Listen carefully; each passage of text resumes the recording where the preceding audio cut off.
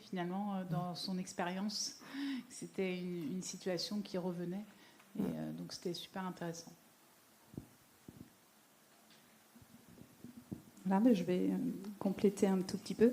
Il y a un mot qui est sorti que j'ai trouvé, alors je sais plus, on l'a dit un peu tous ensemble, mais c'est la question de l'humilité, voilà, qui n'est pas forcément sortie ce matin, mais de tout ce qu'on a pu effectivement sortir. Votre question, c'était, vous êtes arrivé, aviez-vous une idée Première idée, puis première ensuite, idée. Voilà, non, moi je pense que c'est trop compliqué d'en avoir qu'une quand on parle d'éthique, mais le groupe... En fait, c'était surtout, et je pense qu'on était dans la démarche éthique pendant cet atelier, parce qu'on n'a fait que se poser des questions, voilà, sans forcément trouver de solution. Mais d'ailleurs, je n'ai que des questions à vous proposer. Voilà, mais je trouve que c'est ça, cette démarche éthique. Donc on était, à mon avis, en plein dedans. Voilà. Mais il y a encore plein de choses à penser. Nous aussi, c'était très intéressant. On n'a pas résolu l'affaire. Hein. On serait bien immodeste de le penser. Ce qu'on s'est dit, l'idée vient de me passer là, c'est que effectivement, le risque qu'on avait dans cette situation-là, c'est de manquer d'éléments d'information. Même si en tant qu'animateur, on avait plus d'éléments que ce qu'il y avait dans la situation, on a essayé avec ma co-animatrice de pas trop en donner. Pour pas tomber, le risque du débat éthique, c'est de tomber dans de l'analyse clinique. Et on a essayé justement de pas aller là-dedans, de se dire non, c'est quoi les questions, c'est quoi les dilemmes qui se posent dans cette situation. Et on a tenté effectivement de ne pas faire de l'analyse clinique parce que c'est pas la même chose. Une réunion de synthèse, une analyse clinique, un débat éthique, c'est pas la même chose. On s'est fait cette réflexion à un moment donné. Merci. Dernier groupe pour cette première impression. Globalement, le même ressenti. Voilà, des échanges très riches et très intéressants. Simplement, une divergence de point de vue au sein du groupe qui m'a fait sourire. On s'est posé la question, aidé par Monsieur Stéphane, de savoir qui était la personne la plus vulnérable dans cette situation. Et pour certains, c'était les professionnels, et pour d'autres, c'était Madame A. Voilà. Mon avis n'a aucune importance dans cette histoire, mais c'est toutes les questions que ça peut soulever aussi d'un point de vue éthique et des différences de point de vue. Des questions auxquelles on n'avait peut-être pas, ou vous n'aviez pas peut-être songé au tout début. Absolument pas. Voilà. Donc merci pour cette première impression. Donc ce qu'on vous propose, parce que vous étiez 16 groupes quand on a construit avec le comité de pilotage et l'organisation de cette journée, on s'est dit on ne va pas faire restituer, ça va être compliqué, effet catalogue, etc. Ça peut... Alors ce qu'on vous propose, vous êtes 5 représentants de tous ces groupes. Donc on va faire, il y avait 2 grandes questions. Donc finalement, quelles questions d'éthique et de droit cette situation complexe soulève? Et puis concrètement, quelles sont les modalités possibles pour développer une réflexion éthique et pour aller plus loin que ce qu'on a entendu déjà comme exemple assez concret et divers ce matin. Des notes vont être prises, une synthèse pourra être faite justement sur ces préconisations. Donc, vous voyez, c'était assez cadré en disant, bon, vu le temps dont on dispose, le nombre de groupes, voilà, l'idée c'est d'avoir trois grandes idées. Donc, ce que je vais vous proposer, peut-être, on va commencer par vous, parce que vous êtes juste à côté de moi, c'est de répondre à la première question, et puis au fur et à mesure, alors si c'est la même chose, ben voilà, vous ajoutez votre grain de sel, vous complétez pour essayer de nourrir le débat, et puis ensuite on vous donnera la parole, parce que dans les autres groupes, vous avez peut-être eu d'autres visions.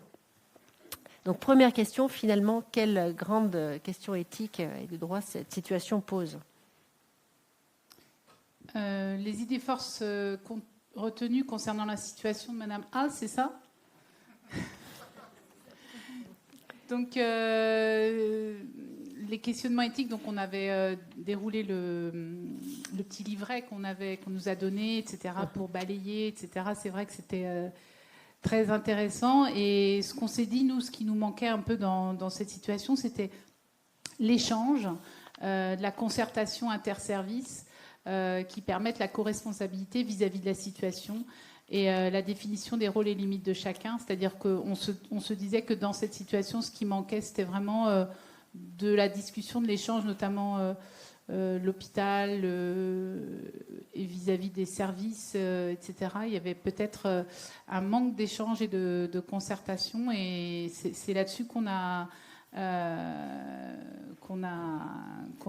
réfléchi collectivement dans notre groupe, avec la place aussi bien sûr de la parole de la personne qu'on trouvait par bribes dans la situation, mais voilà, cette question, bon, c'est toujours un peu l'exercice quand on est face à un texte comme ça.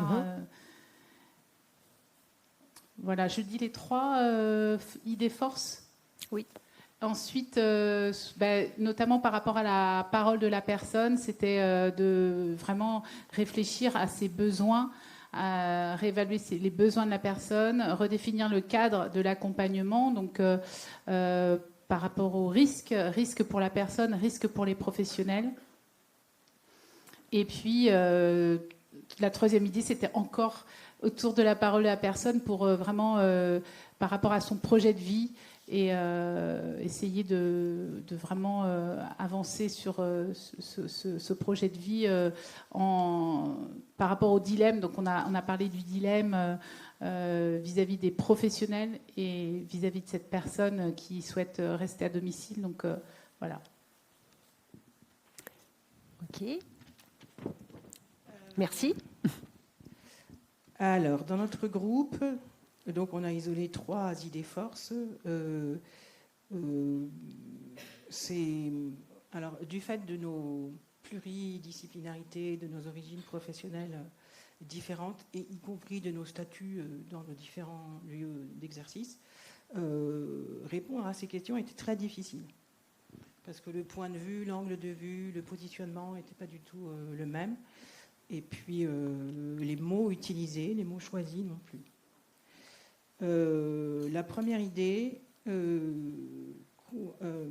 c'était ce qui semblait évident dans le récit, c'était le choix objectif de cette personne de souhaiter rester à son domicile. Ça, c'était vraiment le premier. Et que finalement, c'était quand même le premier élément duquel on pouvait partir. Sur la 2e idée, c'est là où la question du vocabulaire a été compliquée, pour parler de la difficulté des professionnels à maintenir leur passage. En fonction de nos points de vue, le mot qu'on a choisi ne convenait pas à tous. Donc il y a eu une discussion autour du mot incapacité, impossibilité, difficulté. On était tous d'accord pour dire qu'à un moment donné, ça s'était arrêté, que c'était plus possible, mais la possibilité ou l'éventualité de désigner les professionnels qui passaient par là comme étant responsables de l'échec fait qu'on a eu du mal à choisir le mot. Alors, quand vous exprimez ça, je me permets de rebondir, ça se heurte à quel droit ? Parce que vous aviez sous les yeux... Alors, du point de vue des professionnels, voilà. Mais quand on regarde la Charte des droits et libertés, ça convoque, si on peut dire, quel droit ce que vous évoquez ? Alors moi, je n'ai pas révisé. Alors, je vais vous aider. Vous voyez, en fait, c'est... L'autodétermination. Alors, il y a bien sûr l'autodétermination, l'article 4... Le 4. Voilà, sur la liberté de choix, la participation, le consentement, mais aussi quand vous évoquez, c'est pour ça que je me permets de rebondir, la continuité de la prise en charge et puis ce droit de retrait, etc. Il y a le droit à la protection et à la sécurité de ces personnes, et à la santé, et puis il y a le droit à une prise en charge individualisée la plus adaptée possible. Donc finalement, par rapport à ce que vous disiez, ça évoque comment le fonctionnement et les professionnels sur le terrain peuvent, face à ces difficultés, répondre à ce droit. Et on voit bien ici le gap, malgré toute la meilleure volonté du monde, c'est compliqué, voilà, il y a un épuisement. Donc il y a cette difficulté de mettre en musique et de faire respecter ce droit à une prise en charge de façon continue, au plus près de la personne, etc. 10. Voilà. Non, du coup, ça me permet d'enchaîner avec la 3e idée. Et la 3e idée, en fait, c'était surtout une question ou une observation sur, en fonction de la personne qui regarde et qui évalue ou qui réfléchit à la situation, à quel moment de ce récit Madame A devient une patiente. À quel moment on estime qu'elle est patiente. Là où finalement les équipes, il n'y a pas forcément que des équipes de soins qui vont se rendre à son domicile. Et elle finit par être une patiente, c'est-à-dire dépendante d'un soin. Donc il y a vraiment une question autour de son identité, de la façon dont, même au niveau de ses droits, les choses sont évaluées ou non, l'urgence d'intervenir ou non. Alors, merci, parce que ce que vous dites, c'est profond. Et là aussi, moi, j'ai envie de faire un lien. Puis après, je te vois, tu vas réagir aussi.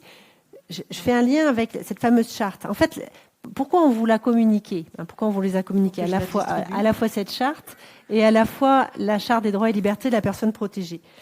C'est d'essayer de faire l'exercice de se reposer sur ces grands principes qui vous sont donnés, qui protègent les personnes. Dans ce que vous venez d'expliquer, moi j'ai bien aimé à quel moment la personne devient un patient. Alors il y a sans doute plusieurs principes éthiques qui sont évoqués, mais si on regarde le premier de cette charte, on voit reconnaître chaque personne dans son humanité, sa citoyenneté et son identité singulière. Vous voyez, vous l'avez dit avec d'autres mots, mais en fait c'est ça que vous évoquez. Voilà, c'est pas si compliqué que ça l'éthique. Est-ce que tu veux réagir sur les deux premières interventions Alors sur les Cyril. deux premières interventions, déjà très très très riche, donc merci beaucoup. Quelque chose qui m'a quand même un petit peu alerté, c'est, et je suis pas sûr que ça ait été identifié, c'est qu'il y a quand même une petite distinction à faire entre le soin et l'aide. Et une des problématiques que pose ce cas, alors sans rentrer dans d'ailleurs réflexion clinique, aller du côté de la pathologie, notamment psychiatrique, mais c'est un problème d'articulation entre le soin et l'aide. Et effectivement, le mot complexe est très juste, c'est une situation complexe, mais c'est aussi, ça demande une approche complexe, c'est-à-dire quelque chose qu'on va tisser ensemble. Et ça suppose donc un effort renouvelé d'articulation entre les soignants et les aidants. Et ça apparaît pas nécessairement tel que c'est formulé, et peut-être que vous en avez parlé dans vos cogitations, voilà. Mais c'est quelque chose qui doit rester quand même dans notre tête quand on essaiera d'aller un peu plus loin. Alors, je pense que c'est précisément la question que je soulevais dans l'identité ou le fait qu'elle devienne patiente à terme dans cette histoire, prise en charge par le soin. C'est ça. Et que de nos différentes places dans le médico-social ou les établissements médico-sociaux non médicalisés, on est confronté dans tous les cas à la question du soin, malgré nous. Voilà. Donc Donc il y a un problème de frontière. À quel moment on n'est plus dans l'aide, mais déjà dans le soin, et à quel moment il faut peut-être pas être dans le soin, mais revenir vers du côté de l'aide, quoi. Et cette question des frontières qui est pas si simple en fait à définir. Ouais. Alors, on va continuer. Toujours sur cette première question, qu'est-ce qui vous avez évoqué qui serait différent des deux premiers groupes ? On retrouve beaucoup quand même ce qui a été dit en amont. Moi, je me rends compte qu'on ne s'est pas appuyé tant que ça sur la charte. Voilà, c'est vrai que je l'ai distribué, on l'a évoqué, mais on est vraiment parti sur le ressenti de la lecture. Oui. Et puis, la première chose qui est sortie, c'est « ça nous parle ». Voilà, un sujet qu'on a déjà vu. Mais ce que vous évoquez là, ça veut dire qu'on peut appréhender une difficulté, une situation complexe, peut-être en plusieurs temps, avec commencer cet exercice d'exprimer avec les différents positionnements ce qu'on ressent, et puis peut-être dans un deuxième temps aussi aller voir ce qui est évoqué. D'avoir un appui, alors là c'est un appui de droit, enfin d'éléments, voilà, il y avait la question de droit et d'éthique, oui. Voilà, tout à fait, et puis la question de la méthodologie aussi, qui est arrivée, alors c'est peut-être dans le deuxième partie de la réponse, donc je ne vais pas spoiler la fin, mais en l'occurrence, voilà, il y a une question autour de la méthode aussi qui était très importante, qui est arrivée. Alors, je vous parlais tout à l'heure de questions, mais je vais continuer sur ce que j'ai dit. J'ai donc plutôt des questions, moi, à faire. Ces 3 idées forces, c'est plutôt les 3 grandes questions qui nous sont venues. Jusqu'où, par exemple, donc sur ce sujet qui était la situation de Madame A, jusqu'où nous avons les moyens de respecter le choix de la personne ? La question aussi de décrypter une volonté. Comment est-ce qu'on a ou pas la possibilité d'atteindre la parole juste de la personne. C'est-à-dire qu'il y a quelque chose des mots, MOT, et puis il y a la question aussi du non-verbal. Voilà, ce qui se disait justement dans cette situation avec la violence, enfin tout ce qui ressortait. Voilà, la deuxième, c'était, ça se rejoint un peu, la question de savoir si c'est éthique, enfin voilà, guillemets, de laisser une personne vivre seule chez elle au risque de sa mise en danger. C'est-à-dire que ça rejoint un peu la question de sa volonté. Elle souhaite rester. Et jusqu'où on va aussi aller sur la question de la mise en danger. C'était peut-être le point numéro 4 ou 2, je ne sais plus. Moi non plus, je n'ai pas révisé. Ça n'empêche que c'est très intéressant, après, comme vous dites très justement, c'est de se rappuyer dessus et puis de voir après le lien que l'on fait avec ce qui a été dit. La question de la limite, le curseur, c'est le mot qui est sorti. Le curseur, ça c'est relié à la question de la bientraitance, en disant effectivement, là on avait cette dimension de devoir vivre, c'est-à-dire d'arriver à une forme de limite d'accompagnement, du soin autant que de la vie quotidienne du reste, et jusqu'où effectivement on va privilégier quelque chose de la sécurisation via l'institution, au détriment d'une santé psychique, d'un bien-être, d'une volonté. Voilà, mais peut-être pour se préserver du risque et du danger. Tant est qu'on ne sache pas trop où on met le danger, c'est la question du curseur. Voilà. Le danger, c'est qu'elle soit... il y avait une question d'enflammer un peu le lieu, là, de mettre le feu, etc. Est-ce que c'est ce risque pour les autres? Est-ce que c'est un risque pour elle? Et c'est vraiment toutes ces questions... alors, à mon sens, là, mais je pense que le groupe était d'accord, ils pourront dire s'ils ne le sont pas, de la question de la démarche éthique, c'est déjà ça. C'est de se poser cette question de où est-ce qu'on met le curseur? Est-ce qu'on parle pour? Est-ce qu'on fait avec cette réalité jusqu'à se dire on va la laisser aller au bout de son souhait, mais en pleine conscience. Voilà.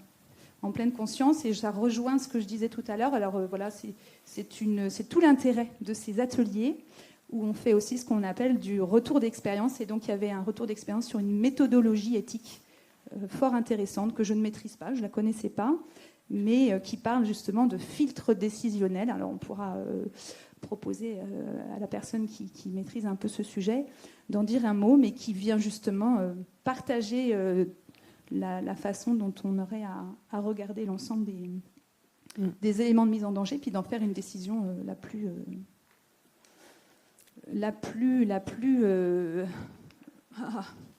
éthique possible. La plus juste, la plus équilibrée, la plus dans l'intérêt. Voilà. C'est là où éthique a sûrement tout un panel de synonymes qu'il serait bon d'avoir en tête, effectivement, quand on travaille sur le terrain tous les jours. Pendant le temps de travail, là, j'ai relu les 10 points. Là. Ne serait-ce que les 10 points. Je n'ai pas été relire chaque déclinaison de ces points. Mais finalement, par rapport à cette situation, à chaque fois, ça fait écho. Tout à l'heure, vous parliez du fait que votre première idée, c'était qu'il y avait sans doute eu un manque de concertation entre les parties. Le point 10, c'est justement prendre des décisions contextualisées, réfléchies, concertées, essayer de concilier justement les intérêts des uns et des autres. Vous voyez, ne serait-ce que ce point 10, il recoupe des éléments que vous avez évoqués tous les deux. Cyril, une réaction là sur...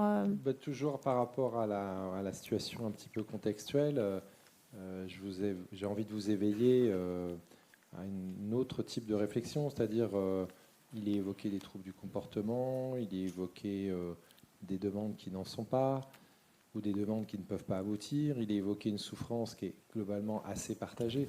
Donc on voit bien que c'est un dysfonctionnement systémique, c'est pas juste le problème d'une personne. On voit bien que ce ne sont pas que des problèmes personnels, c'est aussi des problèmes interpersonnels. Donc ça invite réellement à un recul. Vous voyez, une prise de distance par rapport à la simple tension relationnelle qui peut exister avec la personne. Et puis je dirais aussi qu'au-delà de la difficulté éthique sur laquelle on vous fait travailler, il y a quand même, transparaît une vraie souffrance éthique du service d'aide à domicile qui, vous avez parlé de droit de retrait, mais au-delà du droit ou du devoir, il y a une souffrance là aussi. Donc ça invite à une lecture réellement plus large, plus systémique. Et c'est dommage que que les méthodes d'approche systémique ne soient pas plus enseignées, que vous ne soyez pas plus formés à l'écoute d'une famille en souffrance, à la prise en considération d'un système en souffrance, parce que là, c'est le système d'intervention à domicile, dans sa plus grande globalité, qui est en difficulté, en souffrance. Hein. Et c'est important aussi que vous soyez reconnus, que les intervenants soient aussi reconnus dans leur souffrance. Hein. Et à chaque fois, vraiment, les deux niveaux, moi, j'insiste de plus en plus pour les saisines qui nous sont adressées à la cellule éthique de soutien. On va rajouter une question dans notre questionnaire en ligne, c'est-à-dire, est-ce que vous vous sentez en souffrance et est-ce que vous pouvez nous la décrire en quelques mots? Parce que comme souvent, l'enfer n'est pas avec de bonnes intentions, vous avez envie de bien faire, puis vous voyez que ça bloque, que ça ne fonctionne pas, et finalement, vous repartez avec des regrets, avec de l'amertume, avec, parfois même, parce que vous êtes imprégné de la souffrance de la personne, un petit peu de désespoir. Hein. Donc il y a quelque chose comme ça qui doit quand même être entendu dans ce que vous faites. Mais je trouve que déjà, l'analyse que vous tirez de votre travail là, de cet après-midi est très, très riche. C'est vraiment intéressant de vous écouter. Alors, comme nous avons une autre question, on va aller un peu plus vite sur les deux dernières interventions. Qu'est-ce qui vous ont marqué par rapport à... Qu'est-ce qui serait en plus de ce qui a déjà été évoqué? Pour rebondir sur la question systémique, c'est poser la question de la concertation, du degré de concertation entre professionnels, de soutien entre professionnels, comment le SAMSA pouvait soutenir les professionnels du service d'aide à domicile, comment la famille avait pu être intégrée ou non, même si on a cru comprendre qu'elle ne pouvait pas être aidante complètement, mais comment elle pouvait avoir un pouvoir d'influence aussi sur les choix de la personne, et puis comment on élargit la concertation à des acteurs qui ne sont pas forcément acteurs directs de la situation, mais comment on peut se faire soutenir par la MDPH, par exemple, la C360, ou d'autres acteurs d'un territoire pour chercher des solutions aussi peut-être alternatives. D'autant plus qu'on s'est dit, après, on s'est beaucoup posé la question du consentement ou du choix éclairé de la personne et de ses capacités à élaborer ce choix éclairé. Donc ça, on a beaucoup tourné autour. Et puis à un moment donné, quelqu'un a dit, oui, mais c'est peut-être pas ça la question. En fait, elle a le droit de dire, je veux rester chez moi. Et donc si on part de ce postulat-là, qu'est-ce qu'on met en place en concertation, en changeant d'approche, en accompagnant mieux les aides à domicile, en les formant, puisqu'on se rend compte qu'il y a une forme de meilleur respect de la blouse blanche, par exemple, des relations avec médecins, infirmières qui se passent mieux qu'avec les aides à domicile. Donc, comment, en termes de posture, on peut accompagner les aides à domicile à accompagner autrement. Et puis, peut-être chercher des solutions intermédiaires entre le domicile et le tout hébergement. Peut-être qu'il pourrait y avoir des solutions proposées entre deux, sur de l'habitat inclusif, accompagné, etc. Donc là, on voit bien qu'on élargit le spectre. Hein. Voilà, on va chercher des ressources, on essaye de se sortir de la situation après l'avoir analysée, et on va chercher d'autres ressources. On essaye de changer d'approche. Oui. Et puis, on s'est dit aussi que là, la situation se dégrade, 4 SAD quand même qui se dégagent de la situation, et de se dire que peut-être aussi, au bout d'un moment, la personne va finir, elle aussi, par... potentiellement, par admettre que la situation n'est plus tenable. S'il n'y a plus de service à domicile, quelqu'un qui ne peut plus faire de transfert, faire à manger, etc., on voit bien que ça devient vite intenable. Et monsieur est passé dans notre groupe et nous a glissé les bons termes qui vont derrière, il l'avait déjà dit. C'est-à-dire que aussi partir du principe que la personne, elle peut évoluer dans son choix et que ça peut être évolutif en fonction de comment elle se confronte aux difficultés qu'elle rencontre au fur et à mesure avec les différents acteurs qui l'accompagnent. Peut-être je rebondis sur ce que vous venez de dire. Dans cette charte-là éthique, il y a quand même pas mal de points qui sont centrés sur la personne vulnérable, notamment toute cette détermination de l'écoute, et vous l'avez dit, essayer de chercher sa capacité. Elle s'oppose avec virulence, elle refuse, elle accepte, ou plutôt non, elle exprime des choix. Mais il y a aussi l'article 9 qui pose la considération et la prise en compte des professionnels. Hein. Considérer et soutenir les professionnels dans leur engagement auprès des personnes, valoriser leur mission, etc. Donc, dans cette charte éthique, il y a une attention aux différents acteurs. Et ça, c'est important. ce qui pose effectivement la question du curseur. Donc là, on est à la fois sur le champ de l'éthique et puis sur le champ du droit, puisque les droits sont reconnus, mais c'est jusqu'où? Voilà, à quel moment la balance, justement, des droits reconnus à la personne qui viennent en premier, eh bien, peut-être qu'ils vont pencher... on va essayer il va y avoir peut-être qui peut être considéré comme certaines formes d'entaille, mais dans l'intérêt de la personne, à ses droits. Bon, en tout cas, la réflexion de ce que vous avez dit sur les quatre premières interventions, c'est on met tout en œuvre pour essayer de respecter, de déterminer si elle est en capacité de s'exprimer, si on peut entendre, ou si elle n'a plus du tout de discernement, et encore, tout peut être discuté. Vous n'avez pas du tout évoqué pour l'instant l'intervention du tuteur et un tout petit peu de la famille, mais là, il est quand même dit que la personne est sous tutelle. Donc, quel est le rôle, voilà Je n'ai pas précisé, mais dans la concertation famille, tutelle, effectivement, on l'a marqué. Merci beaucoup. Et le dernier groupe Ça rejoint globalement ce qui a pu être dit jusqu'ici, si ce n'est qu'on ne s'est pas non plus appuyé sur la charte, mais qu'on a été dans le plus concret. On s'est posé notamment 2 questions principales autour du consentement, notamment qu'il soit réinterrogé potentiellement de manière hebdomadaire avec un professionnel de confiance identifié, typiquement là, la professionnelle du SAMSA, de façon à s'assurer d'être toujours dans le respect de sa décision, qui effectivement peut être évolutive, peut-être qu'elle peut cheminer. Et puis pour pouvoir faire que le consentement soit respecté, il faut un choix éclairé. Pour qu'il puisse être éclairé, il faut savoir de quoi on parle concrètement. Et donc peut-être que la personne puisse tester. L'idée était de proposer un accueil temporaire en établissement pour qu'elle sache à quoi ça ressemble avant de vouloir y mettre le feu potentiellement.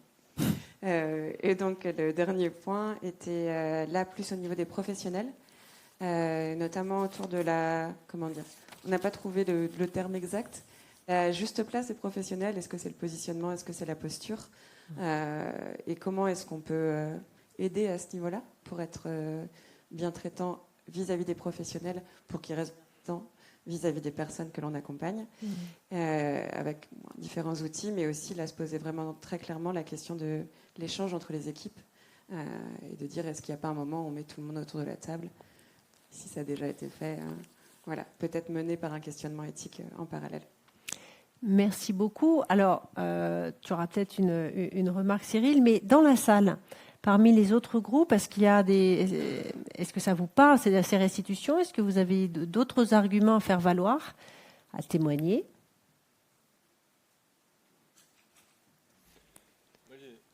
Oui. Pour parler du tuteur, nous, on en avait effectivement abordé de par sa possibilité de faire alors je sais pas moi qui va en parler le mieux, mais un projet personnalisé. C'est un peu dans ses cordes, de revoir un petit peu. En gros le projet de vie avec son tutoré, quoi. C'est tout. Sachant qu'il faut toujours vérifier quel est le champ de la mission du tuteur ou du curateur. On avait parlé de ça aussi. Voilà, ce qui suppose qu'il est le champ de la protection de la personne, et pas simplement des biens. Donc ça, c'est quand on a en face de soi une personne sous mesure de protection, le premier réflexe, c'est de récupérer un extrait de l'ordonnance, mais en tout cas d'avoir une trace du champ de la mission du tuteur et du curateur, ou de la personne qui a reçu l'habilitation familiale judiciaire, parce que maintenant, il y a cette évolution, cette mission qui peut être confiée à la famille. D'autres réactions? Oui, tout au fond. Par contre, il faudrait soit que vous vous déplaciez, soit qu'on vous amène un micro. Vous pouvez parler très très fort.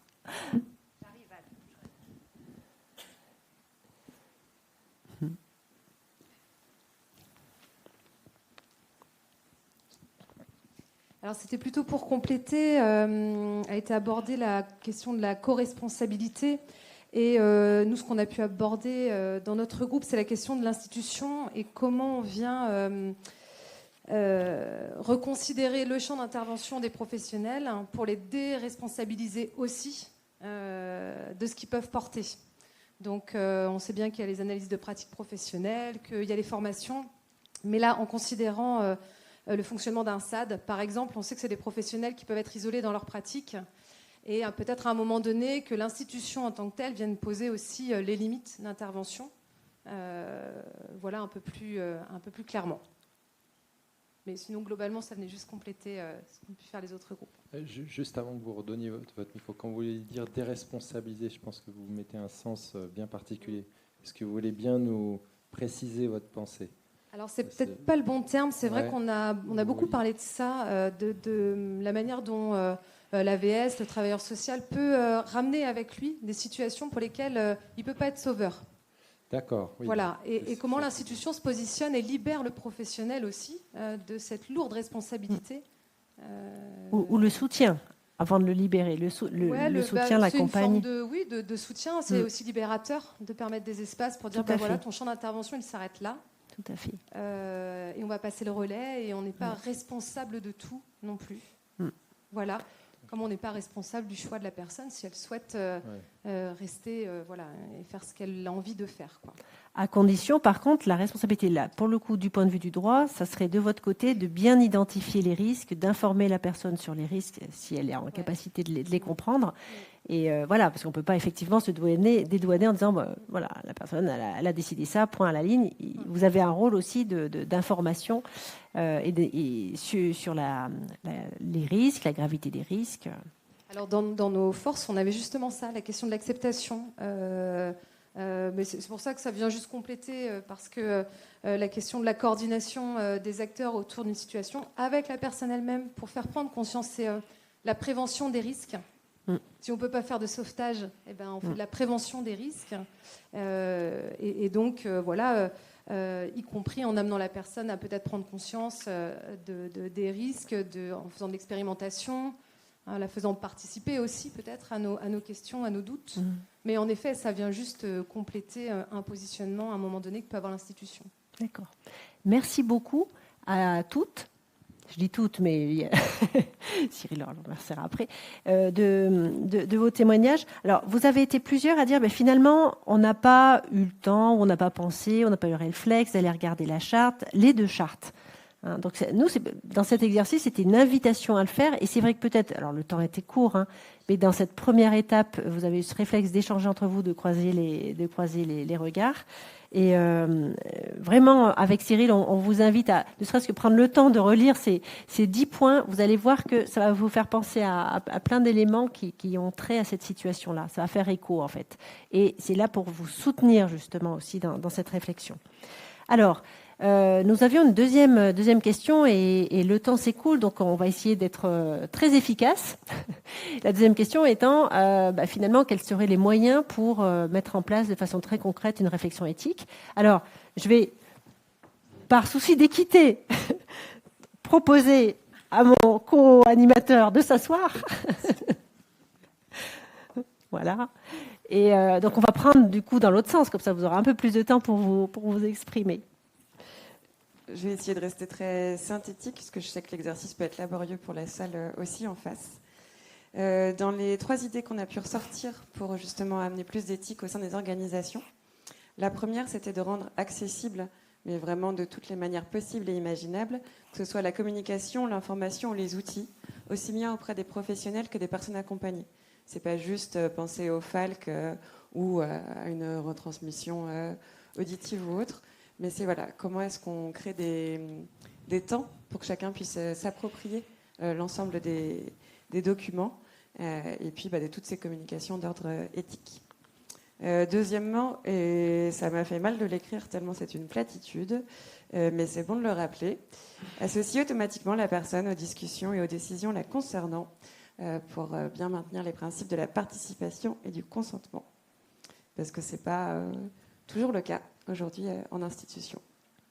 Et troisièmement, mettre en place des espaces d'expression collective sur des événements concrets. Là, c'était aussi bien dans le traitement des événements indésirables graves que dans le CVS ou même des journées qui peuvent être uniquement dédiées à ça, des journées thématiques, pour que là aussi, une fois de plus, les professionnels et les familles et l'entourage et les personnes accompagnées puissent échanger ensemble et rendre plus, tangible l'éthique au sein des institutions par rapport à la réalité de leur quotidien. Merci beaucoup. L'expression de la personne, ça peut paraître, comme vous dites, une platitude, j'ai bien aimé la façon dont vous avez... Mais voilà, il faut continuer à le redire, constamment. Voilà. je l'éprouve régulièrement encore, même si on a largement progressé. Alors bien sûr, nous aussi, on a parlé de rendre accessible le concept même d'éthique à toutes les parties prenantes, que ce soit les professionnels, les personnes concernées et puis leur entourage, avec peut-être aussi la construction d'outils ludiques, des jeux de cartes ou des jeux de plateau qui permettraient de manière ludique, oui, de s'approprier vraiment ce qu'est l'éthique, parce qu'on a entendu parler ce matin de comités, de démarches très structurées, de saisines. Pour saisir sur une question éthique, il faut comprendre ce que c'est qu'une question éthique et pouvoir avoir un peu d'outils pour l'élaborer de manière simple. Sur la question de l'éthique, effectivement, pas toujours attendre que la saisine vienne de la base, mais comment on va aussi vers les professionnels, vers les personnes, pour les inciter à réfléchir à ces questions.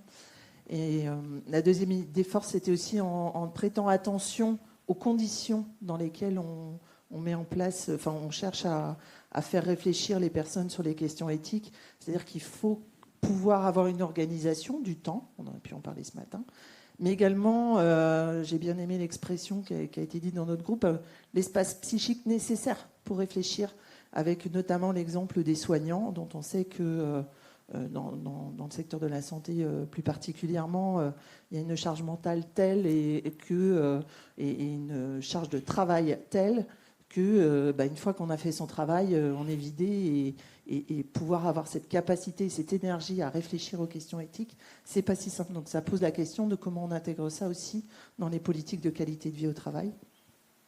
Et puis enfin, on a bien aimé aussi l'idée de se dire comment trouver des ressources extérieures, alors soit professionnelles, tels philosophes, sociologues, mais c'est vrai, l'idée a été évoquée ce matin de lycéens, par exemple, qu'on pourrait faire venir avec leur prof de philo, comme ça on a du 2 en 1.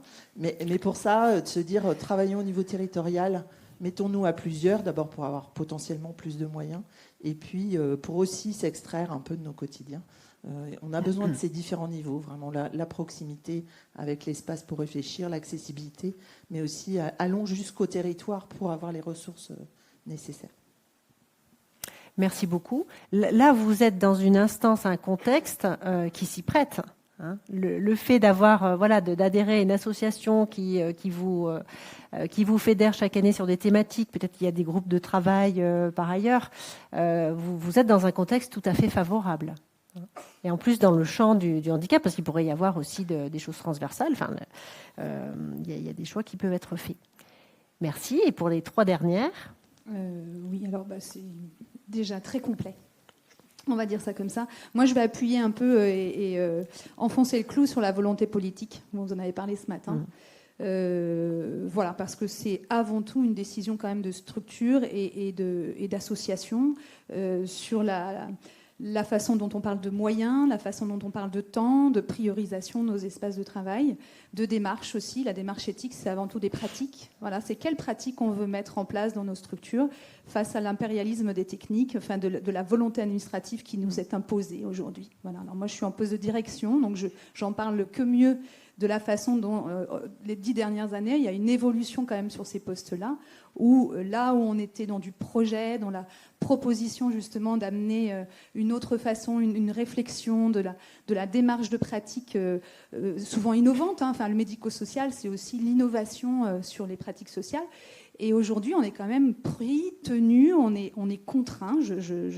J'utilise ce mot parce que c'est une réalité sur ces questions administratives qui ont cette capacité à nous faire grandir, prendre de la hauteur. J'aimais beaucoup votre dessin parce que j'aime beaucoup Sampé. Je trouve que c'est très... l'illustration est tout à fait précise et juste. Mais être dans une démarche éthique, c'est effectivement aussi se donner les moyens de le faire. Et si l'institution ne le propose pas et ne le défend pas et quelque part... se désolidarise aussi quelquefois d'une volonté politique plus haute, on n'y arrivera pas. C'est bien résumé. C'est bien résumé.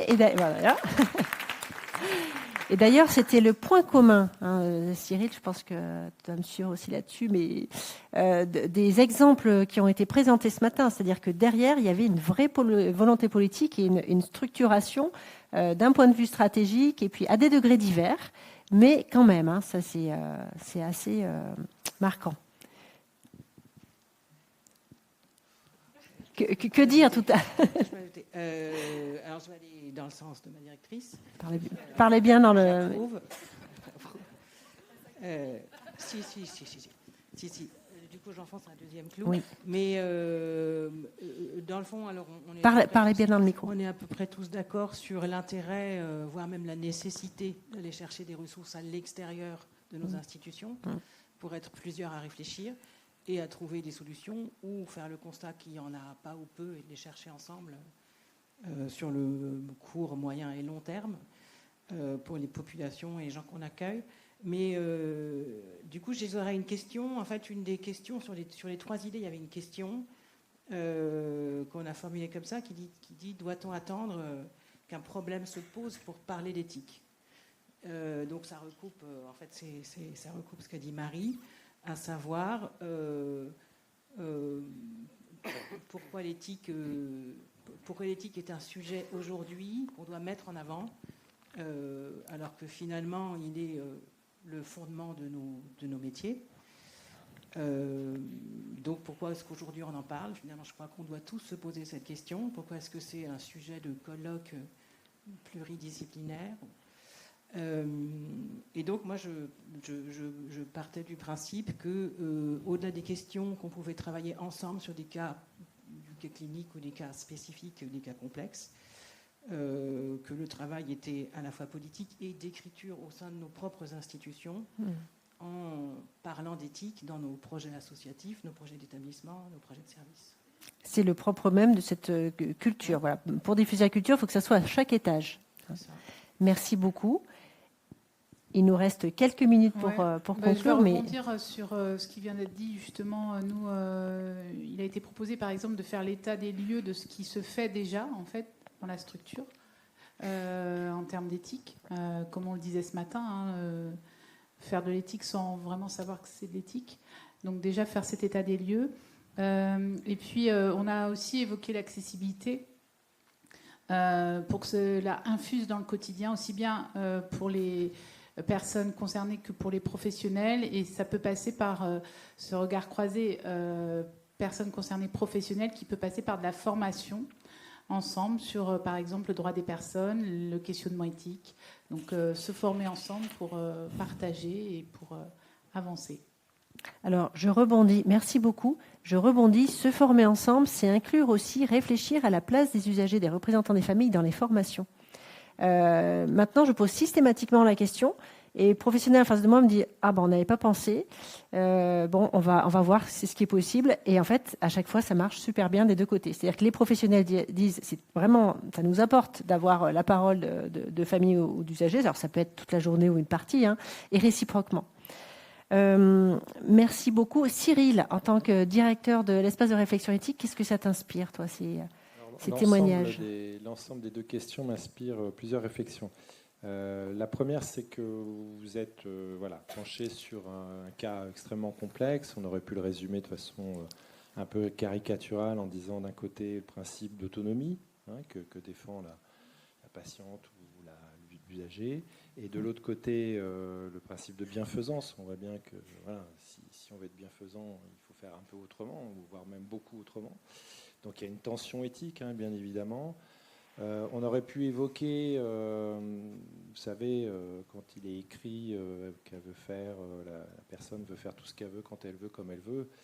Oui, si tout est possible, rien n'est possible. Et que quelque part, ce droit de retrait montre par un agir qu'effectivement, à un moment donné, plus rien n'est possible, s'il n'y a plus personne pour aider.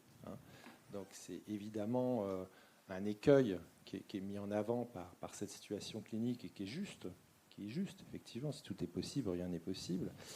Autre point, on peut se poser quand même l'idée de ce que mon ami Roger Gilles appelle l'acharnement autonomique. À un moment donné, vous êtes parfois confronté à des situations d'acharnement autonomique. Alors, un des symptômes de cet acharnement autonomique, c'est une certaine incohérence qui peut exister. Et effectivement, une personne peut vouloir rester à domicile, mais en fait désirer partir en institution. Vous voyez ? Or, c'est évidemment que difficile de vouloir une chose et désirer son contraire. Ça s'appelle l'incohérence. Et c'est aussi une autre grille de lecture, mais qui peut-être vous amène à solliciter, effectivement, comme ça a été dit à un moment donné, une ressource extérieure. Moi, la première chose que j'ai vue quand j'ai lu ça, je me suis dit, et les équipes mobiles ? Et les équipes mobiles. Alors, même si on considère que c'est qu'un problème éthique, parfois il existe des équipes d'éthique clinique qui peuvent se déplacer. Pour des cas un peu comme ça, nous on en voit beaucoup en psychiatrie, c'est vrai que c'est souvent les équipes mobiles de psychiatrie qui se déplacent. Alors c'est vrai que dans le milieu médico-social, il y a une sous-utilisation en fait, des équipes mobiles. On a beaucoup parlé avec la crise du Covid de l'aller vert, mais manifestement l'aller vert, il n'est pas encore arrivé partout, dans les usages, dans les recours possibles, pensables, etc. Et puis pour les formations à l'éthique, je pense qu'il y a beaucoup d'écoles aujourd'hui d'éthique dans lesquelles vous pouvez aller faire des formations. Et j'ai envie de dire, un peu comme pour ce cas-là, ce qui est important, c'est l'équation personnelle aussi. C'est quoi votre équation personnelle ? Si votre équation personnelle, c'est plutôt une éthique, effectivement, on va regarder les chartes, on va essayer d'aller vers les principes, de repérer un peu tous les droits, tous les devoirs, etc. Là, vous avez des outils qui vous sont proposés, qui sont très intéressants. Vous avez d'autres écoles d'éthique aussi qui peuvent vous aider à avoir une lecture un peu différente, plus systémique, plus à l'écoute aussi du relationnel. Puisque ça a été dit tout à l'heure, c'est important de pouvoir s'engager dans une relation, quel que soit d'ailleurs le métier qu'on a, que ce soit celui de soignant ou celui d'aidant. Et c'est pour ça que j'ai attiré aussi votre attention sur la souffrance. Il y a la souffrance de ne pas pouvoir avoir de réflexion éthique, de ne pas pouvoir avoir de distance, c'est-à-dire finalement d'être collé à son droit de retrait, alors que vous avez aussi, j'ai envie de dire, à mobiliser un autre droit qui n'est pas dans la charte, mais qui est le droit de retraiter la question autrement. Voilà. Parce que sinon, il y a le risque, au-delà de la souffrance éthique, c'est la douleur, c'est l'impuissance à donner. Quand on est une infirmière, l'impuissance à donner des soins, c'est terrible. Quand on est aidant, l'impuissance à donner l'aide qu'on a l'habitude de donner avec tout le cœur qu'on met dans l'aide qu'on donne, c'est aussi quelque chose de douloureux. Donc il faut faire aussi attention à nous-mêmes en tant que soignants, à nos propres besoins et à notre propre confort. Voilà. Bon, en tout cas, merci à tous. Alors, nous allons, comme on le disait tout à l'heure, recueillir les propositions que vous avez faites, et puis il y aura une synthèse au niveau de Graal. Je regarde Marion. Un grand merci à nos rapporteurs et à Cyril pour avoir co-animé cet après-midi. Peut-être un petit point avant nos acteurs, parce que on a parlé de la personne qui était acteur de son projet. Enfin, en tout cas, vous faites tout pour le faire, mais on a aussi des acteurs professionnels qui vont revenir. Quand vous disiez tout à l'heure, finalement, faire un état des lieux de ce qu'on fait déjà. Oui, interrogez-vous cela, et puis associez les autres professionnels, associez les familles, associez les usagers à cette réflexion. Vous allez voir qu'ils ont des ressources, il y a plein de belles idées qui ressortent, et surtout ça part du terrain. Je m'arrête là. Merci encore à tous de votre travail cet après-midi, et puis on va laisser la parole aux acteurs.